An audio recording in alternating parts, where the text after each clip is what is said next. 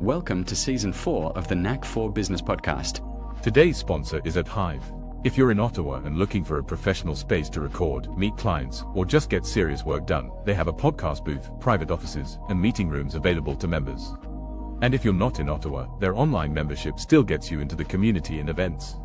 Link is in the show notes. Question of the audience. How do you stop being the bottleneck and get your team thinking for themselves? Our guest will break down how leaders can shift from control to collaboration using clear language, self-awareness, and better delegation to build trust, improve decision-making, and help teams take real ownership of solutions. Our guest today is Steffan Surdek. He is a senior leadership advisor based in Montreal and a founder of Surdek Solutions, where he helps leaders reshape team dynamics, accelerate organizational success through co-creative leadership. Drawing on a career that began 18 years ago in software development before evolving into leadership and human dynamics work, he's known for enabling the conversations most teams avoid, the ones that open new possibilities, strengthen trust, and improve how people work and communicate together. He's the author of The Way of the Cooperative Leader and a regular writer and thought leader on leadership, collaboration, and meaningful organizational change. Outside of advising executives, Steffan is also an avid woodworker and a fully equipped garage workshop where he designs and builds furniture by hand, most memorably a rock-solid wooden rocking horse for his nephew, built without screws and strong enough for Steffan himself to ride. Steffan, welcome to the pony race.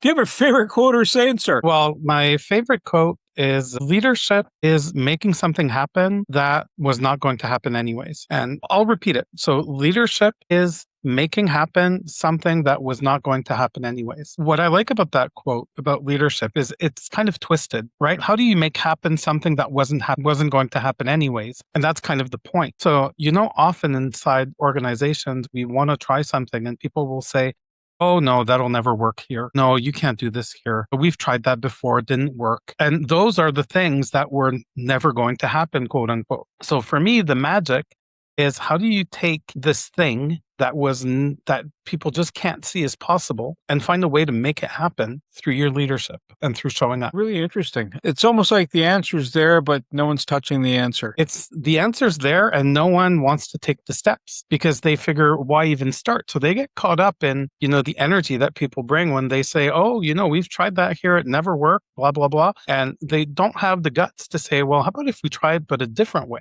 And then try to see, especially if it's a pain point for the organization, how can we just try this in different ways till we get to the result that we want? In the 2000s, I was involved with a corporation that was part of a larger corporation, and there was a task. It was established in 1969, so it's been around for a few years. And going back through the archives of the records, what drove decisions, etc. A couple of things popped up that where they were trying different avenues. The idea was to help improve the financial picture of this non-for-profit. And someone said, we can't do that. And it turned around. We gave another kick of the can, but in this case, the players had changed. Everything from the board members to the CFO, etc. Not that they were not bright then. It's just the idea came up. We gave it another kick of the cat. So yeah, you never know. So you started out in software and now you're in leadership. Like what drove you into that line from where you were starting from? You're muted. It's actually an interesting story because when I started my career, when I was a teenager, I was always very interested in computers. And I remember in high school, I participated in contests, programming contests in our school system. And I won the 2 years that I had partaken in it. But I remember one year, the jury, quote unquote, didn't want to give me the first prize because they looked at the code and they said, there's no way a 17-year-old student wrote this code. And apparently I made a stupid mistake somewhere and they said, okay, but they never told me what it was. So I started in this world and then that was like the first 18 years of my career. And what ended up happening is, technology is this big wheel and you always have to learn the next thing. If your resume doesn't say this thing, people won't hire you. And it doesn't matter the experience that you have. It doesn't matter how fast you learn. People don't see that in the resume. And so I ended up saying, enough. So I started making a switch to be more of a team lead with the teams, to be more of the person that coordinates teams. The guy that when the team in India can't work, isn't functioning properly, you give him the ball, he'll help that team be more productive. I started being that guy, and eventually it led me all the way to coaching. I've heard in the past that some people like to micromanage and other people are more relaxed and, let the team kind of flow. Is that level of control an ego thing? And, that, kind of fail safe. It's almost like, if you're in extreme pain and you speak another language that's your mother tongue, that's the first thing that comes out. Is that a go-to response? I think for some people, it's a go-to response because they just don't know anything else. They don't know any other way because we don't teach collaboration in school. People find it controversial sometimes when I say that, but university, whatever, they don't show real collaboration, real engaging leadership, what happens, how to do that and how to get there. And I think you need to have a certain journey to open up your perspective on it. So if you haven't had the journey in the back of your head, it's one thing to be totally oblivious, right? And you're marching along and, you keep hitting the wall and you back up and repeat, rinse and repeat. But if you realize that something is not, there's something that's off, you recognize you just can't put your finger on it. Why don't leaders okay, what am I not getting here, right? People aren't happy or the results aren't coming up. People might be happy, who knows what. How do they know, in this case, how do they know, I got to reach out to Steffan? What's the flag they should be looking for? So essentially, you have this crucible moment. You have this moment where you realize that no matter what you're trying with your leadership, it just doesn't work for you anymore. Like for me, the way this happened is I worked with technical teams all my life and I developed a certain way of leading where it was like, okay, get on my back, we'll roll, we'll get this done. And, I'll carry if I have to, but we will get there. And it built trust with people on my teams and with people that are more introverted in the IT world. That leadership style went well. But eventually I went to a different team that was more of a methodology team. It wasn't the same technical crew that I used to work with. And then all of a sudden, what happened to me was everything that made me a great leader before kind of blew up in my face. So my confidence, people saw that as arrogance when I wasn't being arrogant, not to me. When I was giving feedback, people were thinking, you're being too demanding, you're being too hard on me. You just want to put me down. All I wanted was the success of the team and that we all deliver something better. That was my intention. And then I started noticing myself, why am I experiencing this disconnect? Why is it so hurtful? Why is it so painful? And it started bringing me to question myself. And that's when I started doing the work. And that's when I started seeing, okay, so how can I bring my superpowers, but let the people around me develop their own superpowers and help them and help them grow so that we're a team of superheroes instead of me being the hero that leads the charge. Well, it almost sounds like there has to be that uncomfortable conversation that has to crop up. No, it's not you, it's me type of scenario. Different types of team dynamics. Like you talked about one place, your previous place was, you had a rhythm and you found the solution to that rhythm. The new place, that solution was not a good fit. Either you have to adapt, the team has to adapt, or you're both adapting. How do you have that conversation? Because that could be a difficult one. I'm just thinking, over to you. Yeah, it is a difficult conversation to have. And also it depends the level of awareness of the person that you're talking to. Like I do this work with clients all the time, right? Sometimes I'll start. I remember my most memorable client told me once, he said, I'm 56 years old. I'm an old dog. You will not teach me new tricks. And the approach I took was not to push. The approach I took was trying to find the crack. And at one point I realized that, I gave the person a book called The Gift of Imperfection by Brené Brown. And the person just devoured the entire book. He told me he read it 3 times in a weekend, which is crazy. But then when he looked at it, he said, I tried some of the tricks in the book with my daughter and it really helped. It's like, okay, so you don't want coaching at work, but maybe I can help you with your daughter. So I started helping him apply the principles of the book with his daughter. Till eventually we reached a point where we encountered a situation professionally that was similar to a situation he had told me about with his daughter. And then I looked at him with a smile and I said, if this was your daughter, what would you do? And then the bridge got built. That's very sweet. So it's like the hard thing about my work is taking people where they're at, because not everyone wants to do this work. So even when I hire clients, I say up front, I'm an acquired taste. Like, You may not want to hire me up front, and I may not want to work with you up front. We need to get to know each other. I need to see if you're willing to do some of the stuff, how self-aware you are, how interested you are in learning and growing. And after that, I can work with you without judgment. Doesn't matter where we're starting. It doesn't matter to me. It's your interest and your willingness to play. That's the most important thing for me. It sounds like if you're working with an owner or inside a company that, there's a reason you're there, that everybody has a light bulb that's come on. What happens if it's a really large company? Because you could have a board of directors saying, "Wow, we got to do this," and then the upper management goes, "I think that's a great idea." Now, middle management is your next door stop, right? Where you got to go in. How do you go? And they would be looking at you, going, "Why are you here?" And we've done this before, but a different flavor. So, like, how do you get around all that if the same old is kind of the response? I think the trick is showing what can be different and what value do you bring. And how is it like, I had one of my clients that told me at one point, he said, the difference between you working with you and working with the internal coaching team is that with the internal coaching team, if there's a conflict that's brewing and that's going to blow up, they put the lid on it. You can see they're trying to put the lid on it so that it doesn't blow up. He says, with you, you don't light the fire, but you encourage us to walk towards the fire. And we know because you're there with us that we can do this. And he says, we can be awkward, we can mess up, but you're the one that's going to keep us all safe. So we're willing to play and we're willing to try with you. So, one of the hard things in my work, and I had a conversation with a client recently where he was talking about the work that we had done with his leadership team. This person is at director level. And we were talking about the differences between the dynamics in his leadership team and the dynamics of the leadership team with his peers. And his leader may not be willing to do the kind of work that we're doing with his team, because sometimes, executives see the type of softer work as exactly that, the soft stuff.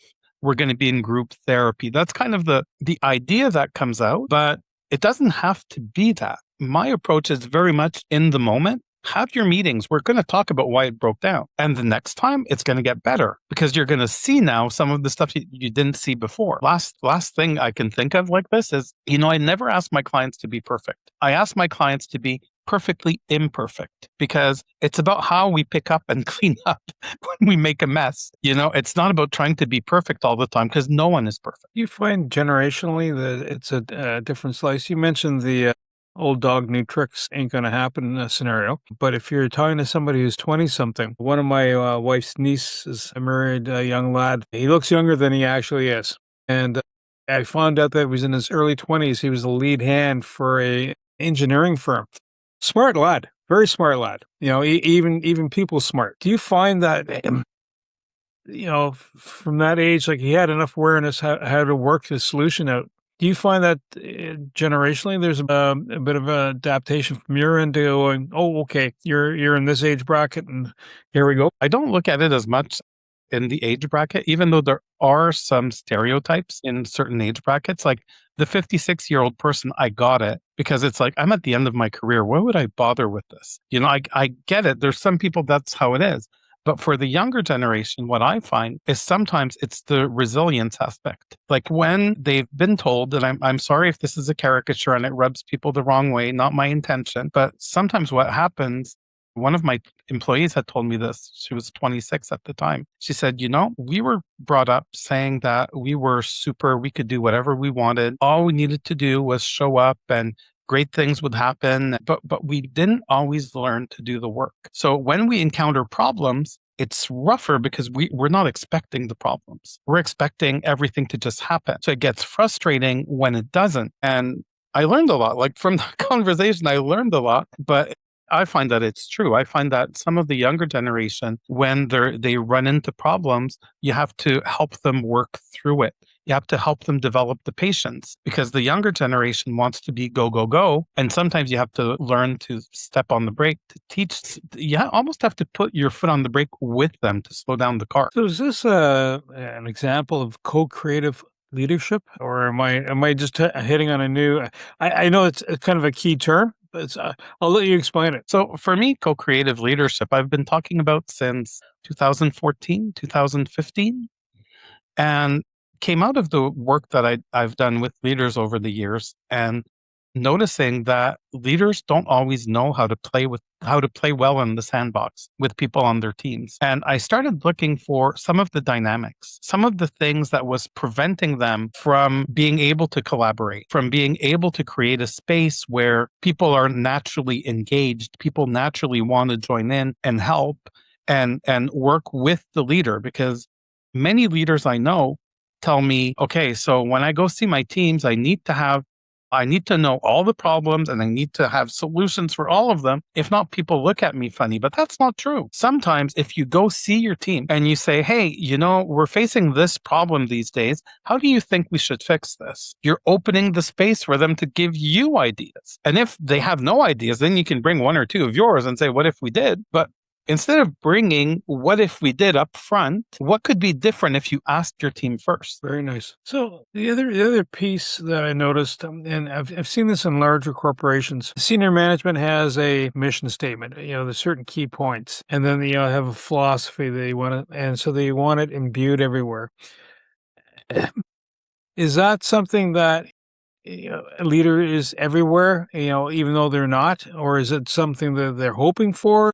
Is that something pragmatic, or is it just, are they asking, should the statement be such that it's broad enough that everybody can fit in and then kind of follow it as a guidepost? So I find it depends what you're doing, because when you talk about a mission statement for a company, you'd want that to kind of wrap everything up, but you also want to hire people that believe in those values, that believe in that vision, that believe in that mission, and that want to help you build it. But sometimes an easy example where you can do some vision work that's interesting with teams is, imagine that you want to have a change come up in your team this year. You want the dynamics to change in a certain way. Well, instead of working on it yourself, what if at the start of the year, you had a conversation with the team and you said, between us, what are some of the issues that we're facing that, we'd like to work through this year? At the end of this year, how would we like to see this team be, and how different would it be from last year? And then you kind of create that and you work towards that. One of the big problems I see when I try to help teams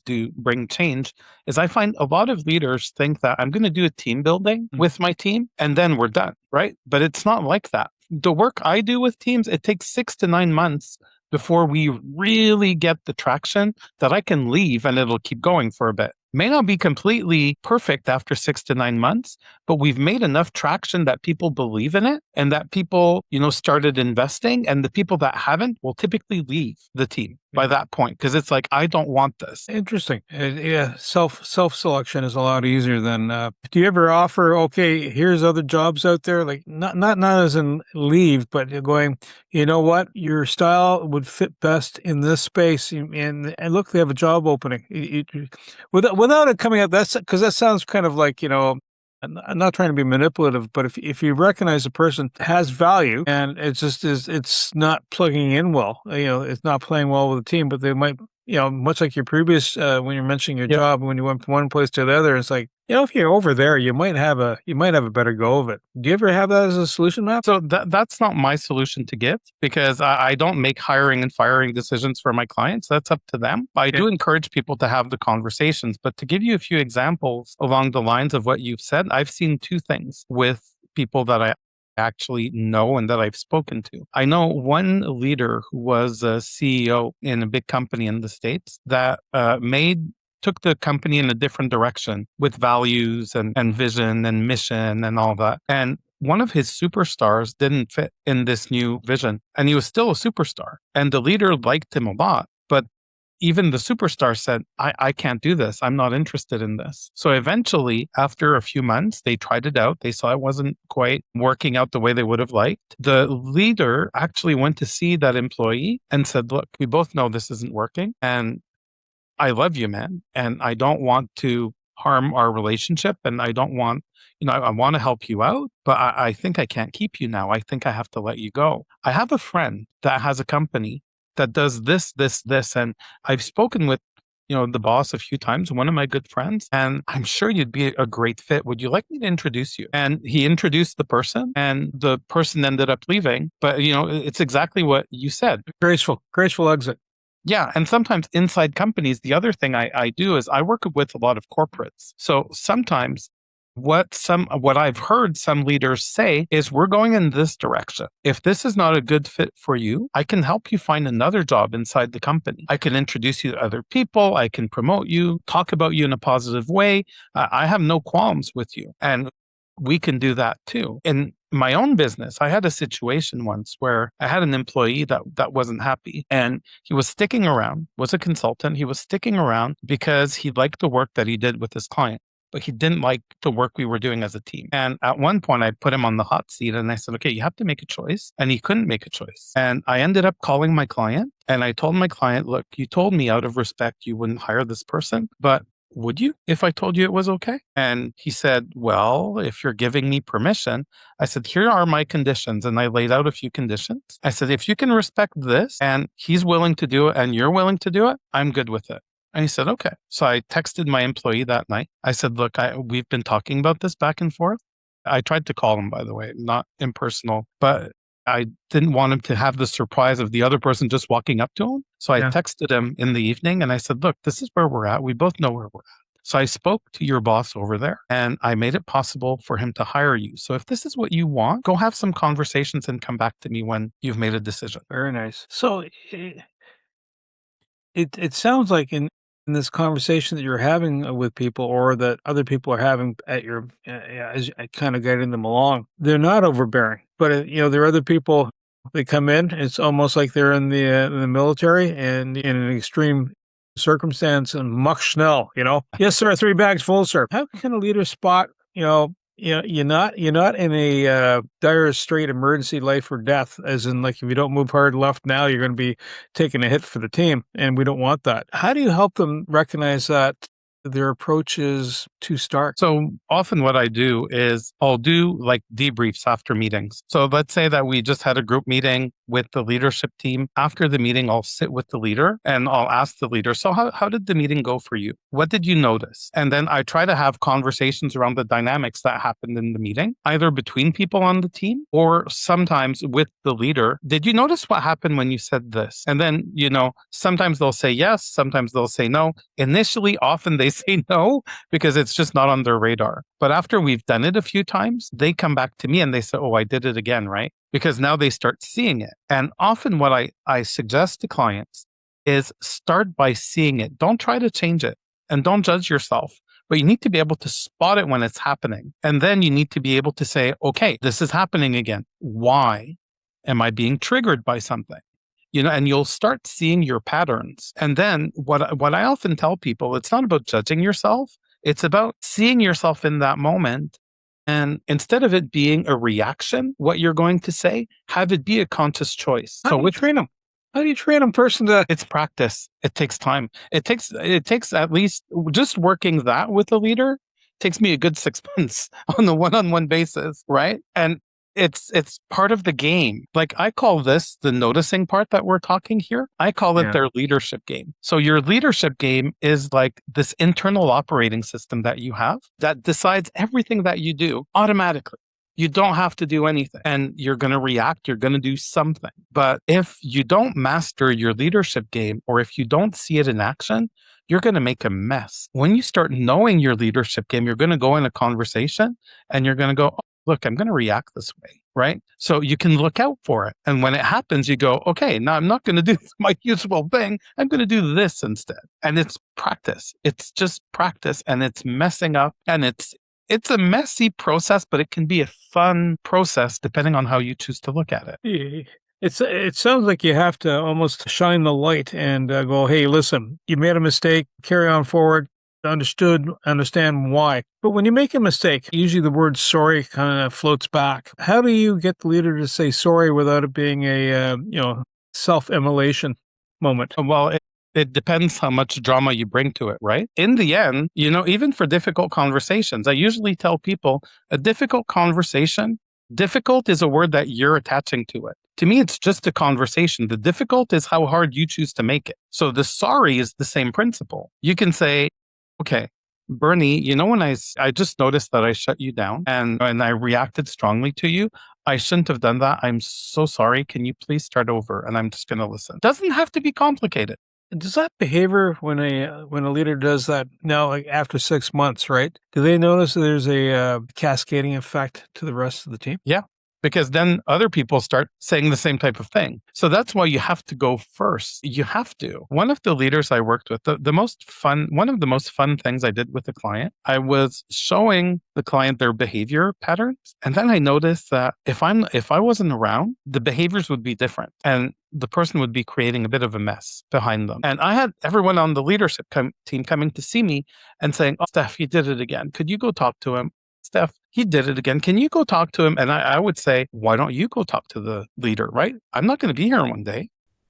And I knew that if I just did that, they probably wouldn't, or maybe he wouldn't react properly. So I let it go for about a week. And then I saw something when I was in the meeting, something bad happened. And then, after I debriefed and I said, "Okay, so Bernie, did you notice what happened in the meeting?" And the leader talks to me. And at one point, the leader says, "There's something, I can't put my finger on it. I feel a bit more like a bull in the China shop these days. And something's happening, but I don't understand. And you're not saying anything to me. So I must be doing okay, but I'm not." And I looked at him and I smiled and I said, "Well, do you think that maybe I realized that I was turning into your dad? And that I decided to stop giving you feedback to see if you'd take ownership of your stuff?" And the look on the face of the person was, "You mother Canucker," right? And then he laughed and he went, "Okay, I got it now.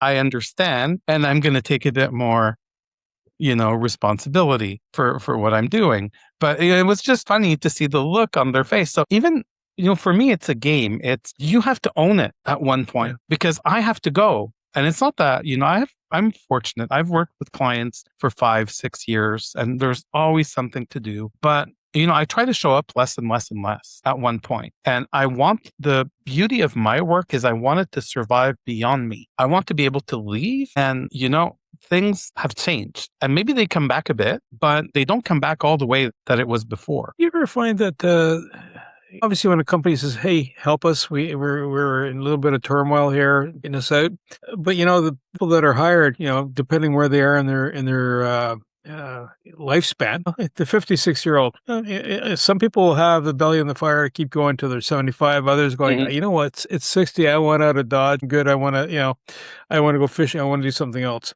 That means there's new people coming in. Do you ever find that you are coming back for the new folk, so that if you're hiring a 20-something or you're hiring someone that's doing a lateral transfer between companies, a CFO to CFO migration, for example, do you find that you come back and kind of provide a realignment to make sure that much like I'm going back to your software career, right? Oh, this is slightly different. Yeah. You have to come back and do kind of a touch-up work. Sometimes, yes. Sometimes even working with the same client, when you work over the span of multiple years, the leadership team changes. So it's like, okay, so now the conversation starts becoming, what do we put in place so that you're training these new people in these behaviors on the team so that we don't need to redo things from scratch. There's some of that happens. Sometimes it's just, I've done some workshops with some teams that, let's say I've done level 1 of the work and then a year or two later, I do level 2 of the work. I go deeper, same topics, but different topics so that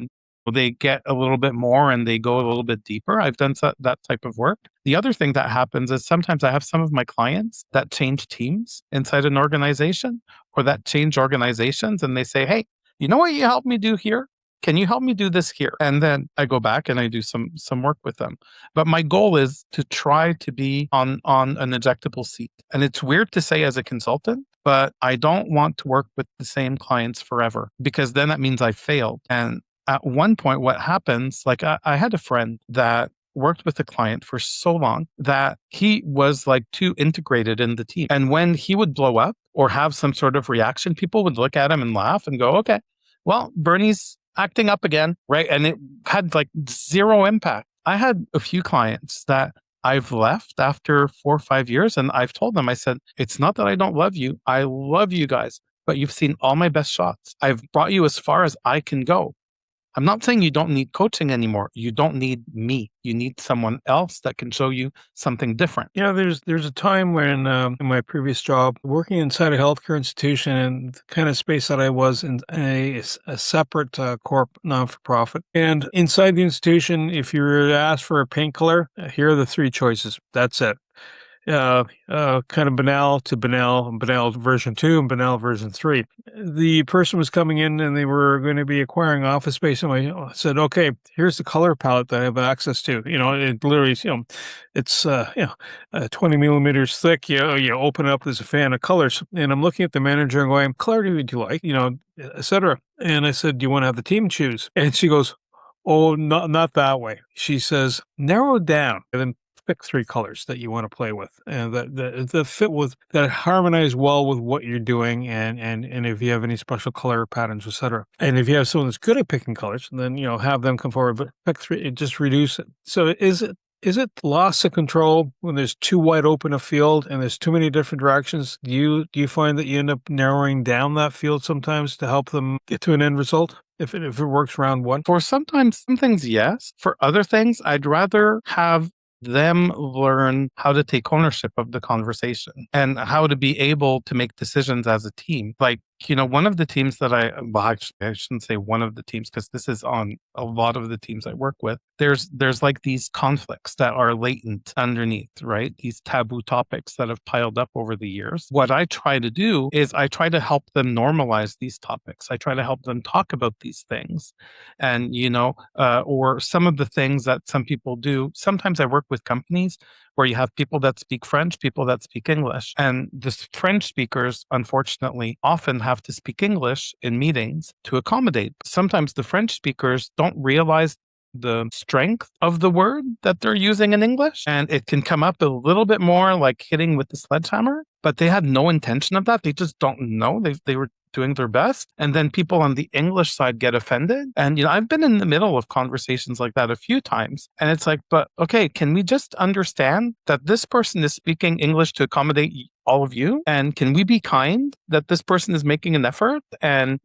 But we've had those conversations in quite a few teams that I've worked with to kind of just set the tone and get people to be more open and accepting of each other. Wow, I can see that happening. On the odd occasion, I've said something into another language, both either German and French, and I have people looking at me going, "Is that exactly what you meant to say?" No, not really. No. As I get blushed and going, okay. So how do leaders let the team know, listen, we want to grow? Like, it's one thing to be, there's always going to be change, right? There's always going to be a flux. There's always going to be something that's not internally, but externally that might contest what you're doing. It could be the economics of the world. It could be the world at large. Nothing to do with you, but you can't ship to this country anymore, or you were getting resources from this country, and someone's pulled a fast one and everything's gone sideways. Whatever it is. Or it's just, bad weather like we're about to experience shortly. How does a leader let the team know that, we can grow and we can work around these solutions? So often what I tell my clients is it's important to be clear on what you want, not to work on something in the background and hope that it's magically going to happen. So, a common example that I see with some leadership teams is they do a daily meeting to kind of sync up. And the team, if the leader isn't there, the team cancels the meeting. Right? I've seen some of that happen. And often what I'll suggest to the leader is put it out there. What I'd like for this meeting to be useful for all of you, right? So I don't care how the meeting happens. I care that the meeting happens. So in the next 3 months, how can we work on this? What are the things that we should be doing so that this meeting is useful to all of you? And then we pick little things and we try little things. And then we come back to the conversation where we basically said, this is what we said we were trying to do, right? Yeah. So now let's do this. So even for difficult conversations, I'll ask leadership. What I teach leadership teams sometimes is, let's say we agreed to have productive conflict, and now you want to start a productive conflict, but you're afraid. I'll suggest people sometimes to say, okay, I'm going to say something right now. I'm not comfortable because I don't want to start a big argument, but I think we need to have this discussion. Can you help me and so that we can have this in a constructive way? And then people go, okay, and they understand the exercise we're doing, right? Yeah. So a little bit of vulnerability goes a long way. So this kind of circles back on, I guess, once you've having that vulnerability means you've built trust. So what's harder, building a rocking horse or rebuilding trust? Building a rocking horse is fun. I'll tell you that much. Like when I built that project, my spouse was off to Europe for work for about a month. So it gave me the time I needed to build the horse. But building trust and rebuilding trust can take quite a bit more time. Because, trust is something that can take months and years to build, and it takes an instant to lose it. So the question is, what are we doing to consistently build trust together as a team? Trust, there's a very easy way to see it too. In Patrick Lencioni's book, The 5 Dysfunctions of a Team, he talks about emotionally based trust. So it's as simple as, in my team, is it okay to say I'm sorry? Is it okay to say I made a mistake? Is it okay to say I don't know? Is it okay to say I need help? And just, that's the start of trust. It's really the start and the foundation of trust. And for that, someone needs to go first, and someone needs to model it, and someone needs to show it. And then you need to set a bar, and you need to kind of hold the line on that bar. And that's the hard work in doing this. And it's easy, but it's super hard. Steffan, if someone is listening to this and says, you know what, I need the solution that Steph has, how do they reach you? The best thing is to reach out to me on LinkedIn. I post regularly on LinkedIn. I post 3 times a week. Usually I talk about different leadership challenges, or I just share stuff going on in my life. So connecting with me on LinkedIn, reaching out via DM on LinkedIn is usually a very easy way. If not, you can visit my company website at www.surdek. And from there's a contact form, or you can just send me an email at Steffan, Steffan, at surdek.com. And, just tell me that you heard me on Knack for Business and you're curious and you'd like to talk more, and I'd be glad to get on the call with you. Well, that's awesome. I also understand you have a PDF that's available for people about the principles of co-creative leadership. Yes, I think that you're possibly going to share this in the notes of the podcast. Yeah. But if you can't see it in the notes, you can go on my company website and go in the resources section. And the document is called The 5 Key Skills of a Co-Creative Leader. So what I did in that PDF is I distilled my book, and I took each of the 5 key skills, and I tried to give you some ideas of where these skills apply, and I tried to give you concrete actions around what you can do. So I tried to really take a 300-page book and make it a lot more consumable for people. And what is the name of your book, and where can people get it? So the name of my book is The Way of the Co-Creative Leader. So you can maybe kind of deduce that I'm a Mandalorian fan. This is the way. That's really where it came from, to be completely transparent. And it's available on Amazon.com, or what you can do is I have a website on co-creativeleadership.ca that will point you to all the places where you can purchase the book online. Steffan, I want to say thank you so much today for sharing.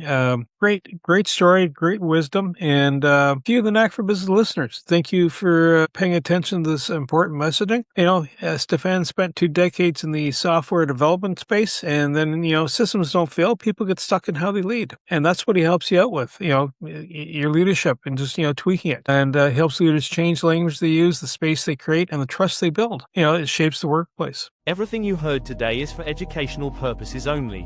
It's not professional advice. Before you act on anything, talk to a certified expert in your area. Your accountant, your lawyer, someone who knows your situation. We share perspectives. You make the decisions. Want more? Head over to blog.knack4business.com, packed with practical episodes on AI, marketing, leadership, and growth. No fluff, just the good stuff. Subscribe while you're there. Until next time, keep building.